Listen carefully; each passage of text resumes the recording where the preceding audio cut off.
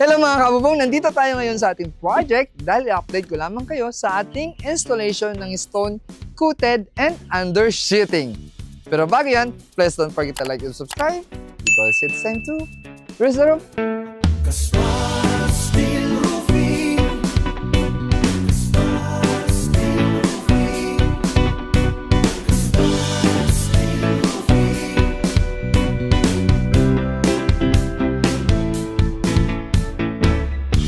So ayun, kung mapapansin nyo nga, yung installation ng ating stone coated ay medyo malawak na at ito na siya ngayon.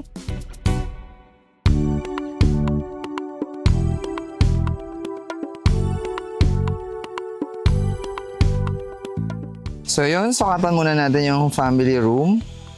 Ito ay family room kasi nagkaroon siya ng adjustment.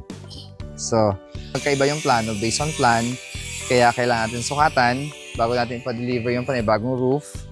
So magkakaroon lang tayo ng additional materials. Diba? Okay, sukat!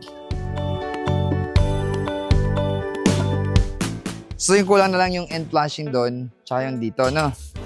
Tama, yun lang kulang.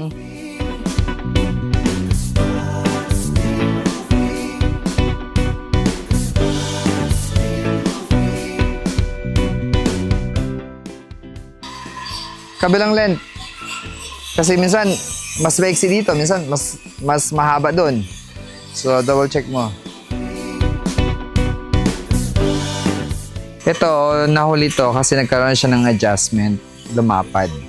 Compared doon sa previous na sinukatan natin. Ha? 8.2. O, magkaiba. 8.3 yung haba dito. Dito, 8.2. Pero konti lang. Mga 4 inches lang yan. Yung haba na lang ng bubong importante. Ayun, magkaibang 4.8 at 4.18 na. Okay, kunti lang naman difference. I go. 2.60. So yun, pwede na lagyan yun.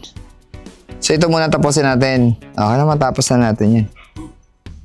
Sukat nyo, ayusin nyo.